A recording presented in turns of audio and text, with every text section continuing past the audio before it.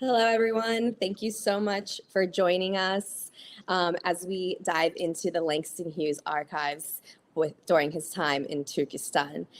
Zohra Saed is a Brooklyn based writer. She is the co editor of One Story, 30 Stories, an anthology of contemporary Afghan American literature, editor of Langston Hughes, Poems, Photos, and Notebooks from Turkestan, and Woman, Hand, Pen. Her essays on the Central Asian diaspora have appeared in Eating Asian America and the Asian American Literary Review. She co-founded Upset Press, a Brooklyn-based nonprofit indie press with poet Robert Boris. Zohra is a distinguished lecturer at Macaulay Honors College, the City University of New York. So everyone, please welcome Zohra. Hi, how are you all doing? It's Salam, Anesat. This is my first time sharing the Langston Hughes archives with other Central Asians, so I'm very excited. I'm going to just start with sharing the PowerPoint of photos. I was born in Afghanistan, and originally my great-grandparents and grandparents came from what was then known as Turkestan, or newly formed Uzbekistan, and then so we settled in Jalalabad. So my history is based mostly on memories of that were passed down of our ancestors who were very much involved in the nationalist struggle for Turkic identity in Turkestan. So that's a little bit what attracted me to the Langston Hughes archives, that one photo. I was fascinated that I can interweave my two identities, being a New Yorker and being Uzbek, in one place. So this journey started with one photo, and it's led to so many exciting discoveries and connections. So the work was my dissertation, but now I'm working on it to complete as a full manuscript. Um, it's kind of funny to give a talk and just talk to yourself. It's almost like talking in the mirror, but I hope you're all with me. I'm going to share the screen, and we um, can start with the photos. Okay. Um, okay. So I hope you're all seeing it as a full screen. Is it seen as a full screen, iBigja? Is it? Okay, maybe. Yeah, for me, it's Okay. a screen. Uh-huh. Oh, yes, thank you. I see the site. All right. So let's go through. So here I'm going to just navigate you through the archives. It's both the one at Yale University, the Beinecke, and then also the Schomburg. There are two more archives that I'll be researching as well, which is the one at Duke and then the one in California. So piecing together everything. So the first photo that started this journey is really this. I think it's become the most famous photo from his trip to Soviet Central Asia. And this is a staged photo in January of 1933. You can see it on the date up there. You see the caption when I first saw it said this was all Central Asians, and I was like, well, I don't know, they all don't seem to be Central Asians, but I did spot a few familiar faces and historic figures in this group. Um, so this was kind of one of the exciting things about looking into the archives. And also when I went to Yale, I actually had thought there was a full complete manuscript called Harlem to Samarkand, but it turns out that the archive itself is, the book, I would say, that he was planning, but it wasn't complete in any way. So let's see I did not write on the photo, just to let you know. This is on a copy. I figured out this is Ali Tokumbayov, who went by the name Tokumbajula at the time.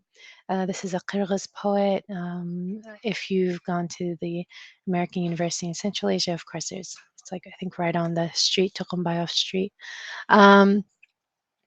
Started off, so in the Hughes Archives at Schomburg is an excerpt of Ali Tokumbayev's first chapbook or first book of poetry, Attica or Chinook.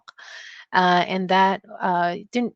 A lot of the center was taken out, so I was able to find the only other copy that was at the National Museum in Kyrgyzstan. So some of the poems I'm working with a Kyrgyz writer to translate.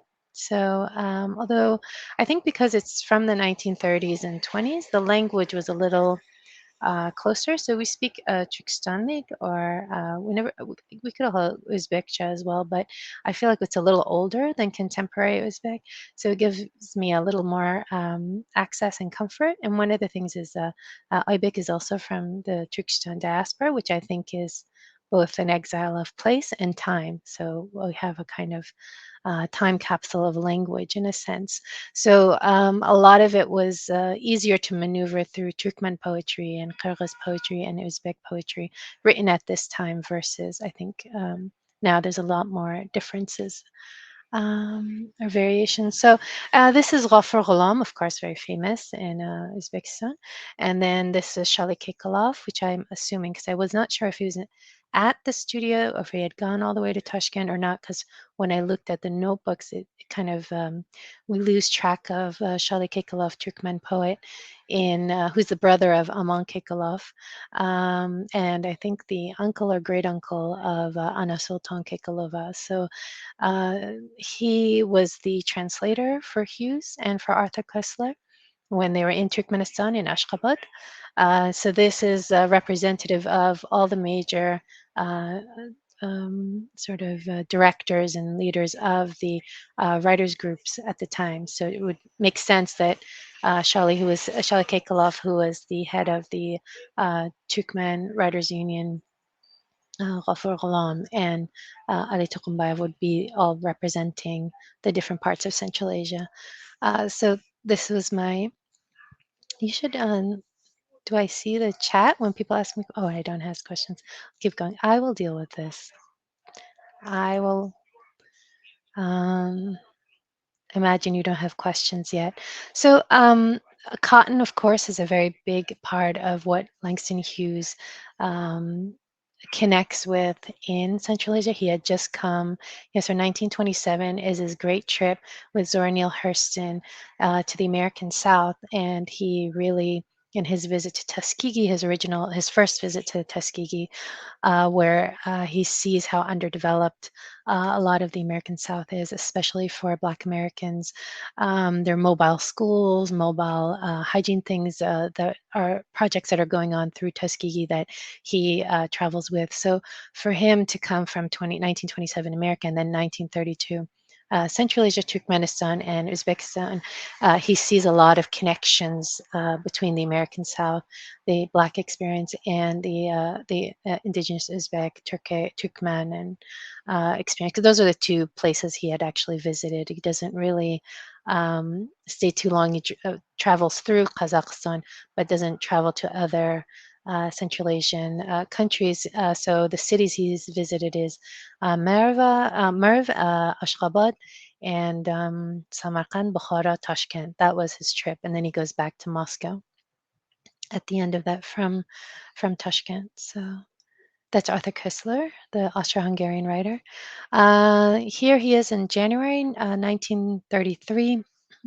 Kind of, I think around February he leaves for Moscow, and he's with the Uzbek poet Karim Ahmadi. There's a lot of photos of Karim Ahmadi in the collection. I was really excited after seeing so many of his photos to find actually a rare poem by him. Now, I traced his story down. I don't know how many of you are more spiritual about academic work, but I felt that a lot of the archival work I was doing was a bit of, of course, detective work, a bit of archival academic, sort of pairings and connections and juxtapositions, and, bringing out the Edward Said and talking about the contrapuntal and sort of how secondary works can actually be quite important. And I feel like a lot of the Central Asia work that Hughes did was secondary work that now is coming to light as something quite significant. Um, But there was also something, that I did have a family connection to that time period. I did have stories that I had grown up with. My entire identity is based around that catastrophic moment of being, in exile or having being the victim of famines and massacres at the time. So purges and all these things were part of my family history. So I think that it wasn't surprising that Karim Ahmadi's photo that kept coming up a lot in the Beinecke collection that holds Hughes's work must have stirred something, because the first time I went home after research, I had a summer of research at Yale, thanks to Lost and Found and my university. And I think it was that towards the end of it, I had done all the research, photographed every single thing I could possibly photograph at the archive. And when I was leaving, I had this dream of this face that appeared so much in the archives, crying, and there was flames. I had fallen asleep on the train, flames, and then he was saying "Mana unitma," so don't forget me. So I went back to the archive one more time, and I found 9 pages of a poem that Karim Ahmadi had written for Hughes in particular, written in Iske Uzbek, Iske Turkestan, with the Arabic alphabets, disconnected in very interesting ways, which maybe a coded language may not be. It's something that I'm exploring um, with my father, who actually was more familiar with getting coded letters from Uzbekistan into Afghanistan during the 60s and the 50s, when there were dissenters and would kind of escape into Afghanistan.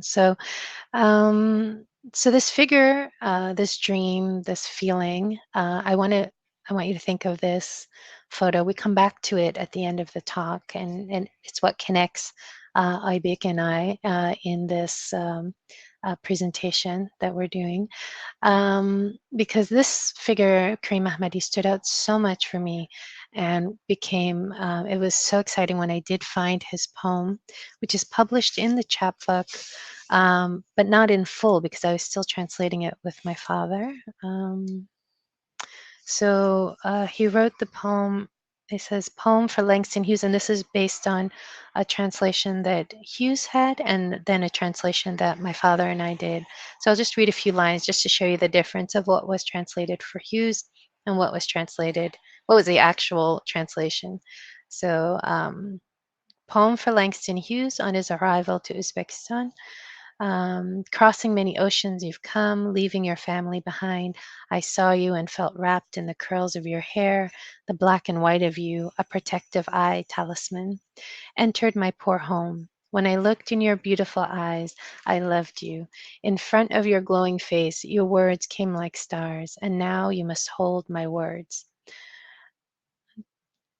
Okay, so I'm going to move on to the version. Oh, this was the version that my father and I translated. This was the version that was in the collective, very bare bone kind of translation someone had done for him, I guess, hurriedly. The language had changed from the Arabic alphabet to the Latin in 1928. So this is a person who'd probably grown up being somewhat familiar. The handwriting is not beautiful in any way, so probably someone who had learned it as a youngster and then kind of didn't use it anymore. So you could see from the handwriting. It's in one of the slides. I'll show you later. In the translation that Hughes got, it says, "Listen to me, my dear Langston. To LH on his arrival in Uzbekistan. I greet your arrival, the hero man. Hey, you, who came across the ocean, the lion who conquered the waves of the sea. I am bound to you as tightly as the curls of your hair. When I saw your eyes, I loved you. Welcome, you poor son of the West." And so it goes on, but it's a very big difference between the original. There's still the romantic, there's still the sort of romantic style of poetry, expressing beauty, but there's also references to the 5-year plan. And then there are references that I think are more coded, talking about something else entirely. So that's kind of one of the the great surprises, and probably the best thing about working in archives, that these magical things kind of happen, or spiritual things, or dream things, or sort of connections. Hold on 1 minute. Okay. So this next photo is Langston Hughes with Ali Tokumbayov and a Russian poet here in the background. Not too familiar, but I kind of love this. He looks a little sad because he actually had a stomach ache, according to all of his notes. He had eaten something strange and they'd given him wrong medication. I think they gave him medication for heart problem instead of stomach problem. So that's one beautiful. That's also at the Beinecke. This is in the back to Langston Hughes. You could kind of see it here. Couldn't really see all of it, but I liked seeing Turkestan here. So it wasn't just me writing in Turkestan. It was, there's a lot of references Hughes has. The interchangeability, the usage of Turkestan is still there, 1932, but there is the change over to Central Asia or Orta Asya. And here, which is really rare, is from the Schomburg collection. And of course, Turkmenistan and Uzbekistan, the main function of poetry was not really so much expression or love or, you know, weaving in a continuity of history. It was really focused on a few things: cotton, the collective, internationalism. These were the themes that were given from directly from Moscow in order for them to write. So you'll see here October Revolution. This is Shali Kekalov, who was in the the field in Ashgabat, the cotton kolkhoz in Ashgabat. You have here a poem, E Kolkhozche, and that is from, it's Atanyazov, right? It's Atanyazov, yes. So you have a lot of work that hasn't been translated. You have these very short verse pieces that I did translate for the anthology here. Some internationalism here. You can see the German, Farsi, everything, French. Everyone is Japanese, Hindi, you know, so you have an emphasis on internationalism as a theme of poetry.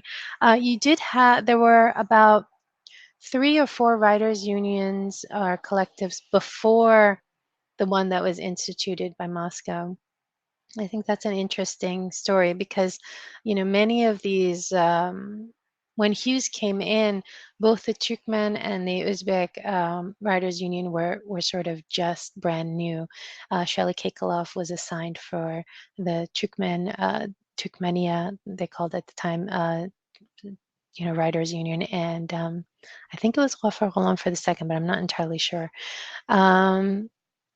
So you see, they followed all of the themes to date. But earlier, you had, let me see if I can find another. Did I have another poem here? I've created, oh, let's not look at that yet. So let's look at this one. We'll have this image and I'll tell you the story of about 3 layers of writers' unions. The first was in the 1920s, Chagatai Gurunge, which is like Chagatai conversations or discussions. That was purged by just before about 1925, I would say, kind of around the time period where my great uncle had left Turkestan as well. So in this purge, so the Chagatai Gurungu was accused of being pan-Turkic and chauvinistic, and so it disbanded. They were trying to bring in Chagatai literature and communism and create sort of a weave the way Russian communism had woven in literary figures into past literary figures into an identity, sort of a new kind of communist identity. And they were trying to do that with Chagatai writers as well, but Moscow did not approve, and so they were disbanded. They were not allowed to write in the Chagatai form, no references to medieval Islamic poets, and you know, it started the Soviet anti-Chagataism campaign in the 1920s, in which everything that said that word, name, or refer to a longer history, it was considered chauvinistic or nationalist, right? After that, 1926 is the Qizil Qalam, or Red Pen Society, and they were the second literary circle. And this was more of a mixed group with Kyrgyz, Kazakh, Turkmen, and Uzbek poets and writers, and they were based in Tashkent. The Qizil Qalam was very anti-religion. They were deeply into supporting the proletariat, but still to be they were considered to be too nationalistic. This is the group that Abdulrauf Fitrat was part of. Mainly, they were considered dangerous because they critiqued Soviet presence in Turkestan or Orta Asia or Central Asia, whatever you want to call it, Soviet Central Asia. So they questioned Soviet presence. They questioned it as if it was a colonial force or a foreign force, and I think that itself created one of the largest lists of purges with Fitrat and others at the time. They were accused of being nationalist and bourgeois, so that was disbanded. There was a very short-lived writers group. It was called Uzbekistan Proletar Yazçılar Uyuşması, and it was the Uzbek Proletarian Writers Union. It was only for 1930 to 1931.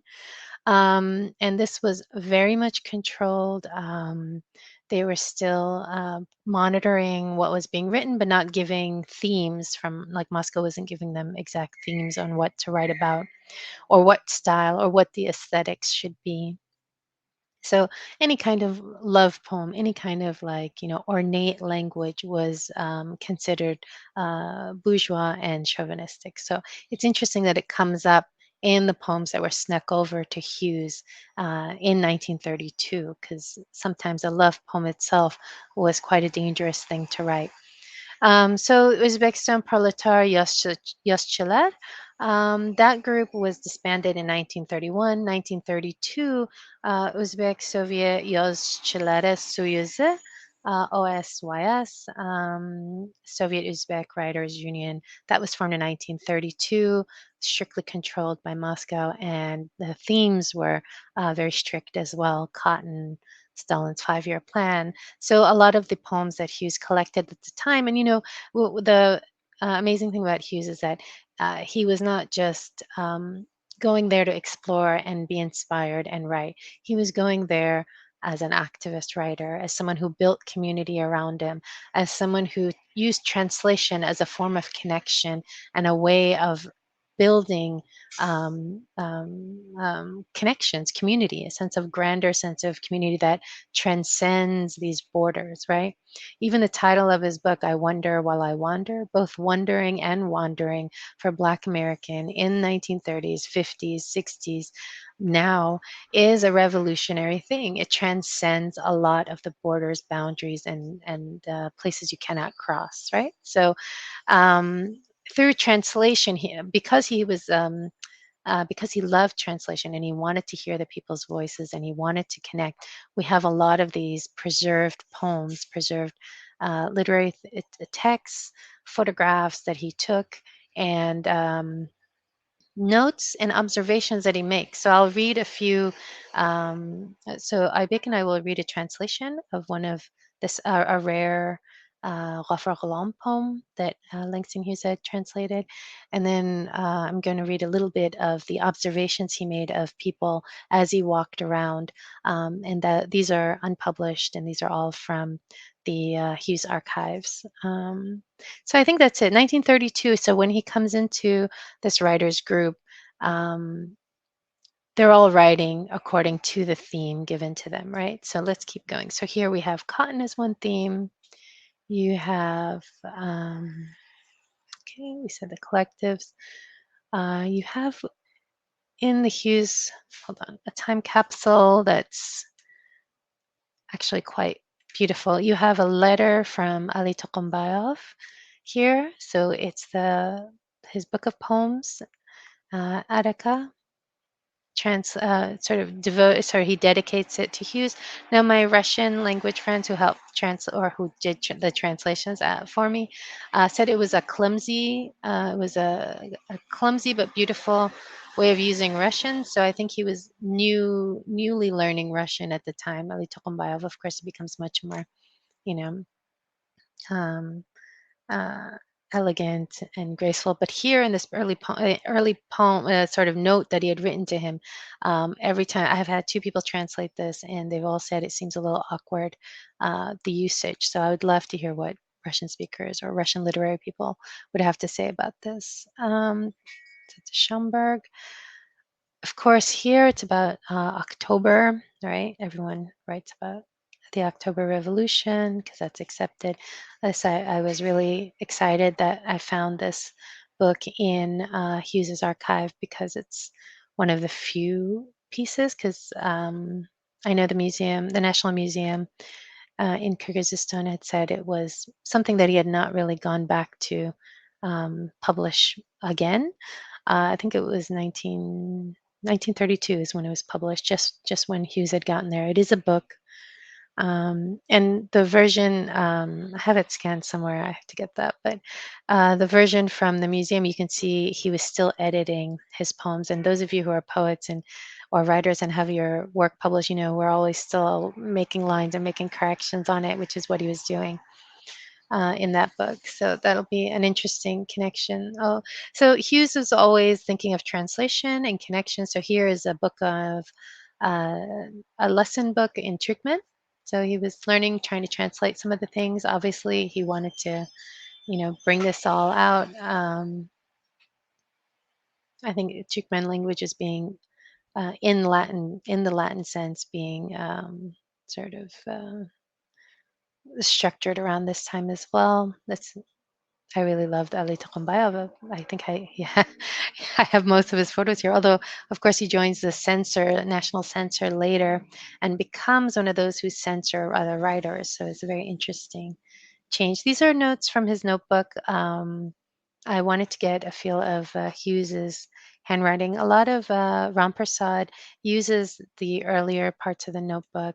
I think that what's difficult for Americanists when they enter the Hughes archives is a sense of geography and history.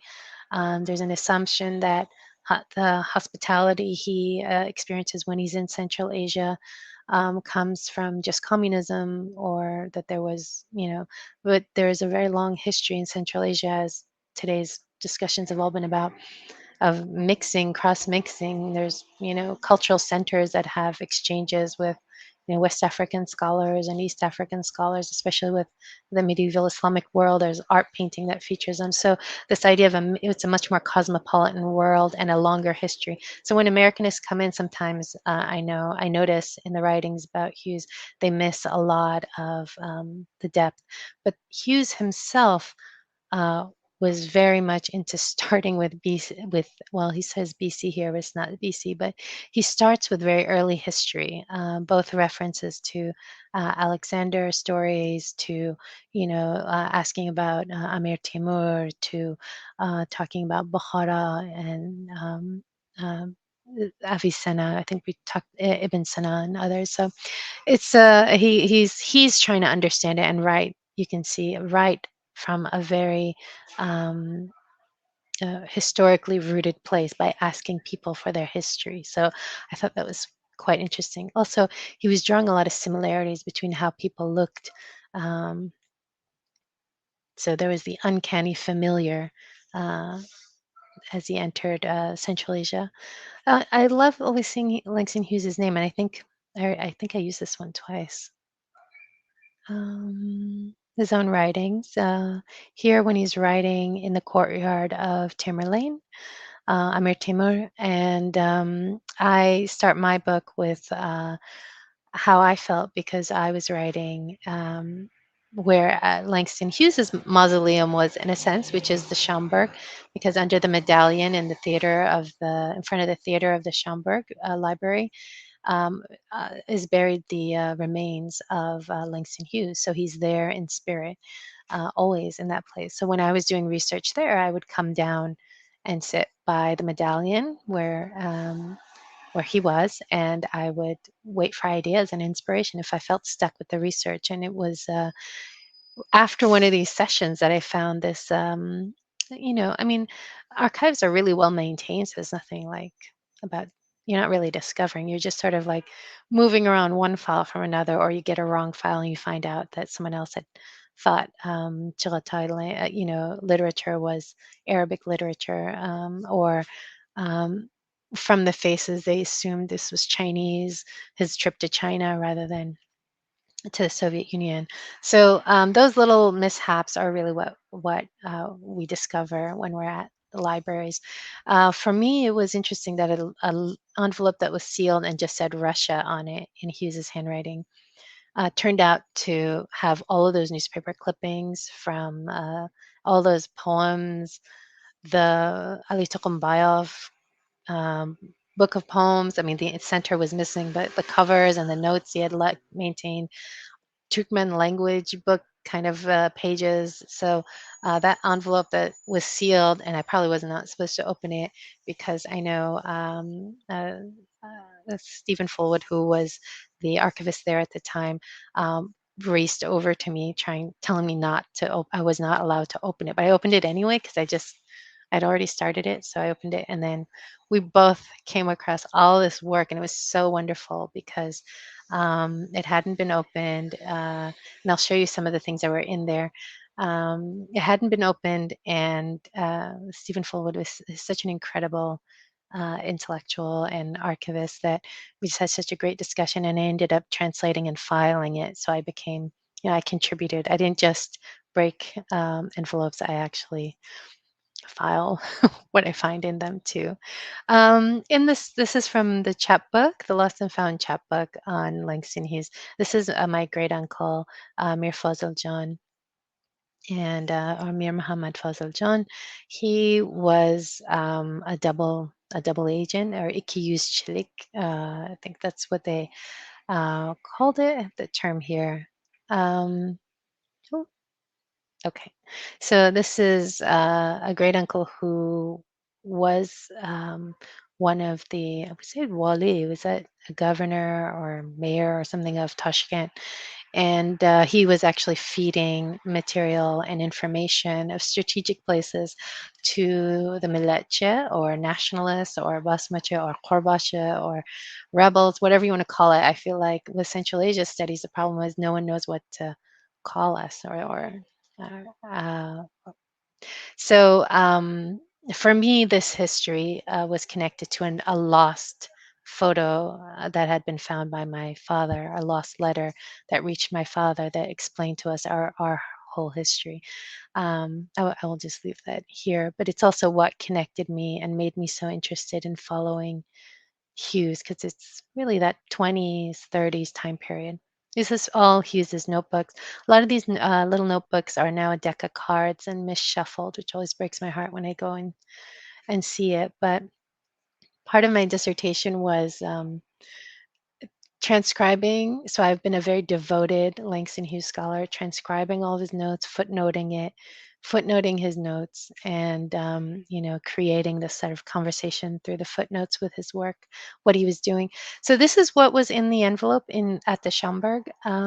This is a contract in Uzbek. For Langston Hughes, right here. Oh, no, don't go. Where'd you go? Okay. So for Langston Hughes and for translation of The Weary Blues. It's the first American writing that was translated into Uzbek. So this was in the collection. It's 4 pages. He was paid well. This is on December 2nd, 1932. So he was already in Tashkent at the time signing this. And he made quite a bit for this and for A Negro Looks at Soviet Central Asia. So these 2 works. What do I have here? I forgot. Oh, these are also the things in the envelope at the Schomburg, which was, again, you see the obsession with cotton. When you have, there's some other works that talk about, of course, Hughes's 5-year plan. The great book by I forgot her first name, something Edgar, who wrote about Turkmenistan and cotton and the famines that come afterwards. So, of course, the things that is given to Hughes is a newspaper like this, but you see it every reference seems to be cotton. Here. Okowa Pachdayuchun. So it's cotton and learning, learning and cotton. So the idea was that children did not work in the fields. They went to the fields and they studied. And it's the parents who went to the fields. So this child labor was kind of hidden at the time. But you see, when Hughes goes to the cotton collectives, he photographs a lot of that labor, and we'll see later a photograph of a young girl picking cotton in a kolkhoz in Uzbekistan. Again, pakhta. You see pakhta references everywhere. Um, This is a letter just to show how much Hughes contributed to knowledge about Central Asia. So he had sent over his work to Edward Allworth, who wrote a lot about Central Asia, of course. The listing of the different Central Asian or Uzbek writing groups come from Uzbek literary Politics by Edward Allworth. So he was doing this work, but his research, Langston Hughes contributes to the research. And really, the tragedy of being Black in America is that you're not allowed to be a scholar and an expert. So you could have others who kind of travel right through Central Asia or Afghanistan, right? Like, say, at the same time, who was traveling through. What's his name? He was a news broadcaster. I forgot his name. He wrote Adventures for Boys in Afghanistan, and he became sort of an expert on Afghanistan, spending like a month there, not even. But Black figures were not allowed to have that publishing space and range and stretch to write in the same way. So a lot of his works remain in the archive, and they're very important works, I would say. They document Black Americans contributing to cotton production, cotton science, engineering, agriculture in Uzbekistan.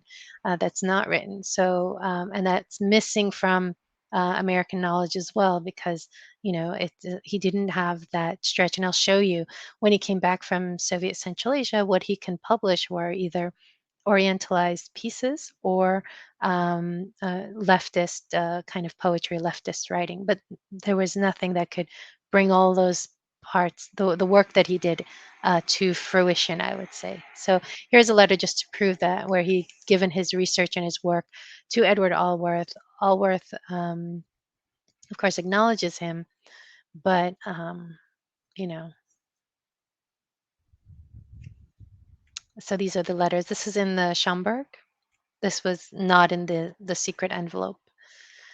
This is a photograph from the Beinecke. That's Bernard Powers.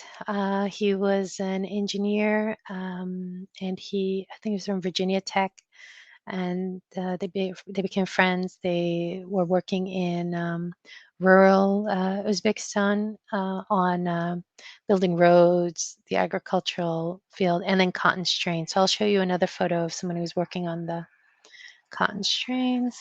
Okay, this seems like a note right behind that photo, the verso of the photo. Like, good luck on your struggle. Oh, this is here, Langston Hughes and Karim Ahmadi, and a poet I couldn't trace at all. So there's Karim Ahmadi is the one who's standing by the big wheel, and he wears the Uzbek chapan. Here's a poem that Hughes had written, and I feel like it's very much in the Chagatai literary tradition. Um, It goes, I told her, charming, you must wear on the sugar of your wrists the circles, rings of golden bracelets, for ornaments are an adornment good for a beauty. And she answered me with sweet coquetry, I am afraid the web of my hands cannot stand the weight of gold. And so it goes on, this sort of back and forth, almost like Andrew Marvell's To His Coy Mistress type of coquettish poem.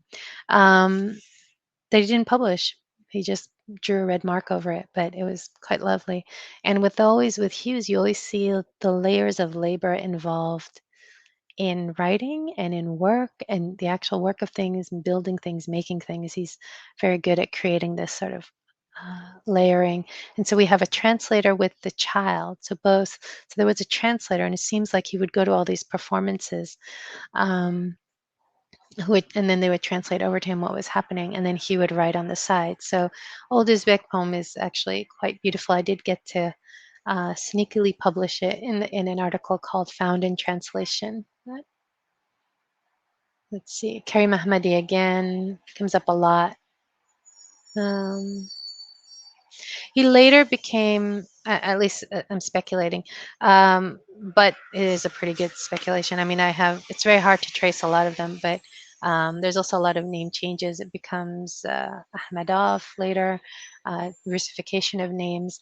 And then he became mayor or governor of Bukhara, and he was known as fighting the Basmachi. It's in the 10 years in Uzbekistan, 10 years, the text that was sort of blocked out, but and you see him, and then he was purged in 1938. So a lot of the poets that Hughes visits, not, unlike Ali Taqumbayov and Ghafar Ghulam who make it, there are many who don't. Shali Kekalov, the Turkmen poet, is actually sent off to the front lines in World War II. So is Sarikhanov, and so is Ata Niyazov, whose work I Kolkhozche we looked at briefly on the side. They were all killed on the front lines fighting World War II. So it was a moment where there were either stars or there were tragic figures in the people he met there. So okay. Oh, this is that photo that Hughes had taken on the Cotton Collective. You see, she's about 9 years old, maybe. Child laborer.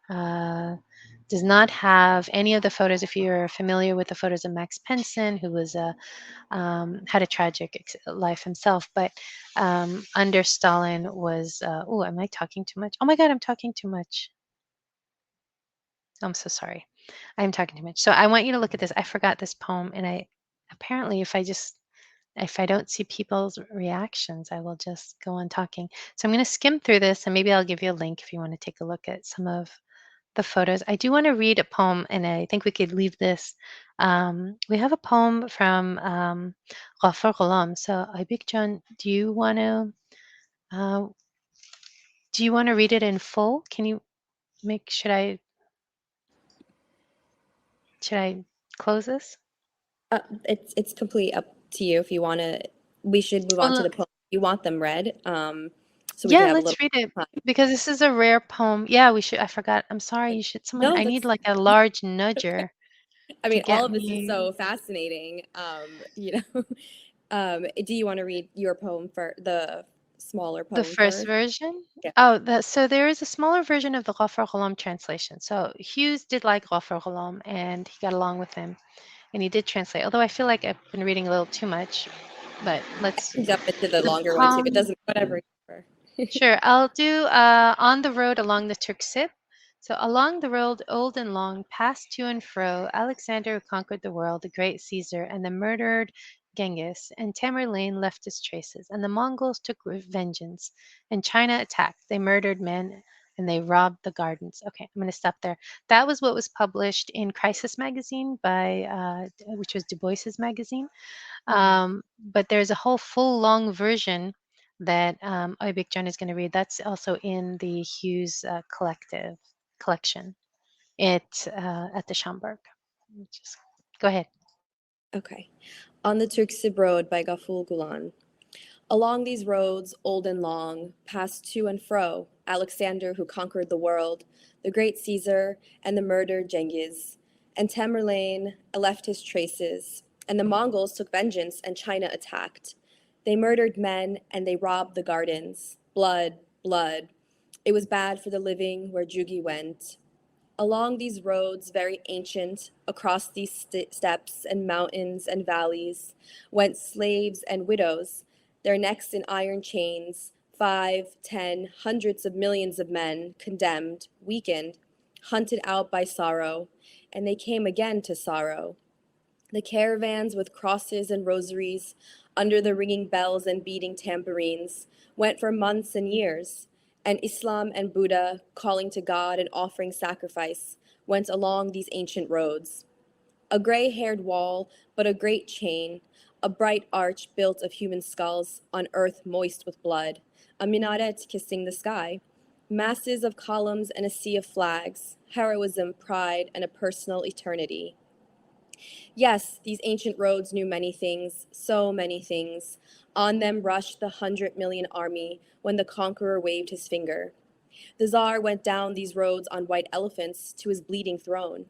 The crown trembled on his empty head like a sooty lantern. And ruin flew from Pekin to Rome. Ruin went from Moscow to Bombay, and the unconquerable army moved. And all the roads were spread with human bones. Since these roads are ancient, then tell us, history, how many czars passed along this way, these conquerors, these shadows of God? Did everything melt like smoke, or can you count them? Are there in your heart traces, clear as amber, bright as a tulip, across the sheet on which you, history, are written? A sheet as great as the earth, on one side written in blood, and on the other in bleeding gold. The roads pass as in a half dream, gloomy and gray as smoke, these roads in the silent spaces of the steppes. This silence of the steppes is sharper than a sharp knife. Let a wolf with bleeding mouth or a lame dog cry or howl. What is that about? Let one strike an alarm. Then, as a stone thrown into a pool speeds rings of water to the beach, so through the steppe spreading it in rings. The howling of wolves swims towards the horizon, along this very ancient road. For the first time and the last time, proceeding with honor and built with honor, a night opens new pages in history. On this very ancient road, now only he is conqueror, only he is winner, with the red flag carried without tiring from Siberia to Turkestan. Along this road he carried a flag, rails, and locomotives. From Pekin to Rome, from Moscow to Bombay, through the desert where snakes crawled, to the honor of blood and tears. He carried a road and he created it as a memorial. And we, pressing the victory in our hands, we make the road obey. There is much sense in our skulls, which are like globes. A millimeter gives 1,000 kilometers. This will and knowledge, this is the gospel, and this giant thing, the way to victories, which Tamerlane never saw, dreamed. We have surrounded the head of the world with a hoop, and into the veins of history we have poured molten iron. On these roads, old and long, the roads of the new front, the locomotives with their lances of smoke have pierced the heart of the horizon. With pride and glory treading on the ties under which are buried religions, traditions, and outworn customs that have no place to go. Crushed by the bronze, five-pointed heart of the locomotive, along these ancient roads which have seen so many things, from China to Iran, from India to Turkestan, across the whole world, the myriads of the proletariat will pass quick and fast as a steel caravan in union and solidarity. These ancient roads are our immortality, and along these roads will pass the gale of liberty and not the smell of blood. Give to Comrade Shatov the last word. For this steel road, let's have locomotives from the red factories. Tashkent, January 1933. Thank you for that. And I do want to go on to one clip, and I'm so sorry. I'm being such a terrible, not having Okay. anyone ask questions. But hold on 1 minute. I have one more photo to show you. Fine. Here's the poem by Kari Mahmadi that was filed under Karen. That was funny. Let me show you what connects. Actually, there's a bunch more photos. Ibik and I was that we were both fascinated by the same figure. So here's Kari Mahmadi in the photo and all the things that I'd written, and then here's a painting. And so when I saw this, I definitely wanted to meet her. So maybe Ibik can talk a little bit about that, her painting. Um, just very quickly, last year I started my MFA in creative writing at the City College of New York, which is located in Harlem. And in my first semester, I took a Harlem archives class called The Evidence of Things Unseen, as well as an art and poetry conversation class. And for my final project, I had to create a visual piece. And that's right about the time that I came across Zora's research in the archives, which was so fascinating and incredibly helpful to understand them. And that's when I saw this photo of Karim Ahmedi, and the first thing that caught my attention was his last name, which is the last name of my grandfather. And I've never, ever seen this last name used by anyone else in this exact spelling other than my family. So it was mind blowing, because the Central Asian diaspora is very, very little documented. And it was, I mean, I'm sure there is maybe no relation between Karim Ahmed and my family, but it just felt like a puzzle piece connecting to this long search of the hidden secrets of Uzbekistan and Central Asia. So I definitely right away got in touch with Zohra, and that's history.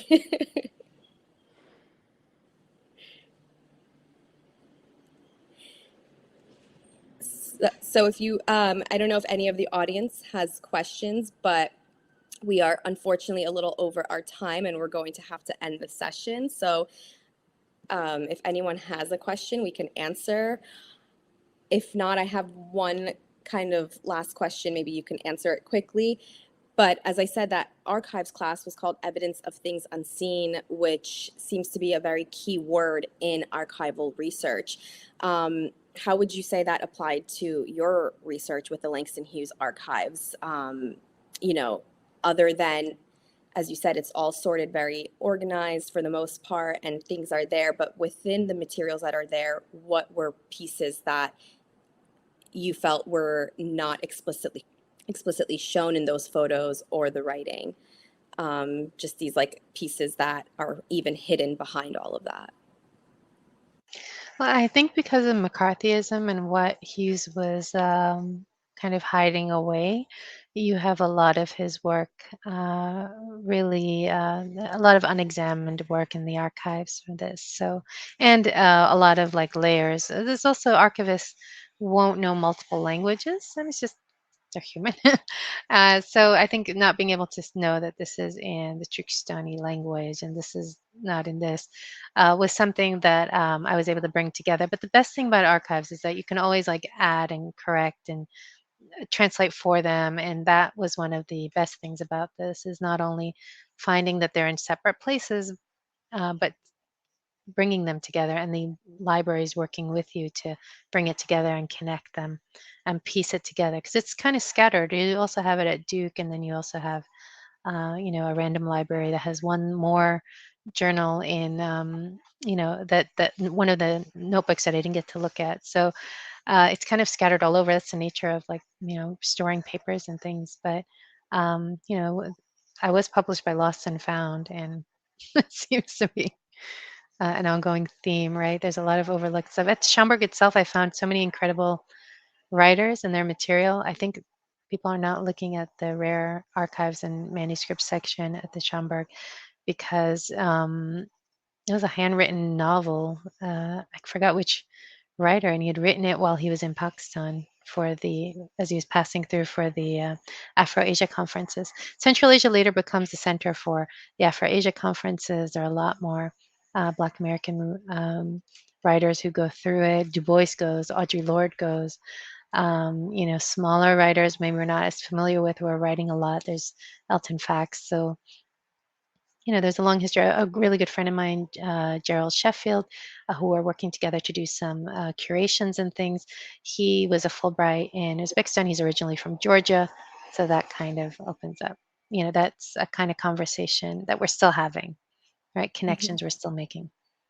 Okay, I think we Well, run over yeah, time. thank you everyone for your time. I mean, there's so much to talk about regarding these archives. Unfortunately, we have reached our limit.